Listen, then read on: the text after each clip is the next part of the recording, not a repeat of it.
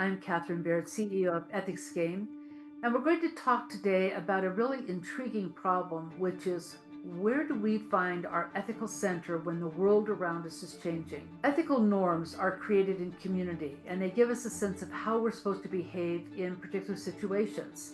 And one of the most powerful ways that we know is what others do.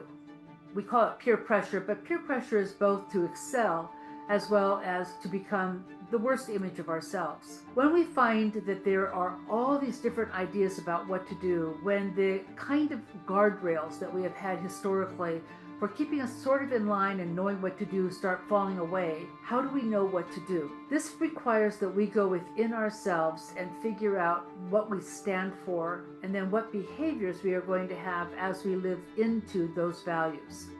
Now, it's really easy to say, well, if you don't agree with somebody and you don't like what their policies are, just quit. But we can't do that, and we don't have to do that. When I go to work for an organization, I don't have to believe everything that they put out in their press releases. I don't have to believe everything that the CEO or the president or anybody else might say.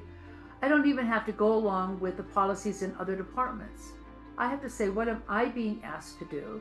And as I am living into what I am being asked to do, can I do this with integrity? Back when I used to teach, I had a student whose mother worked for an organization where she was in charge of filing the documentation for payroll for state agencies. And her boss had a falsified document, and she knew it was falsified in order to get better state benefits. And he said, I want you to sign this, and she did. She then was the one who wound up going to jail because he said, well, she signed it, it must be accurate. And the student said, well, what should I do? And I said, well, have your mother just hand it back, saying, you know, I'm not comfortable signing this, but if you are, go ahead and we'll file it. And so we can ask people who ask us to do unethical things for them to do it and not us, and explain why that can happen. Now, if you do that, you may find yourself marginalized, but maybe not fired.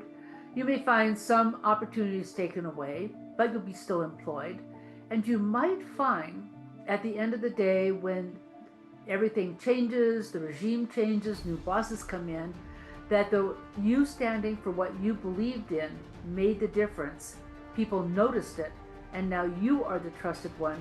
You are the one who moves ahead, and you know that you have stood in your integrity. So we find what we care about, how we can do our job, not everybody else's job, but our job with integrity, and do that regardless of what is going on around us. Thank you.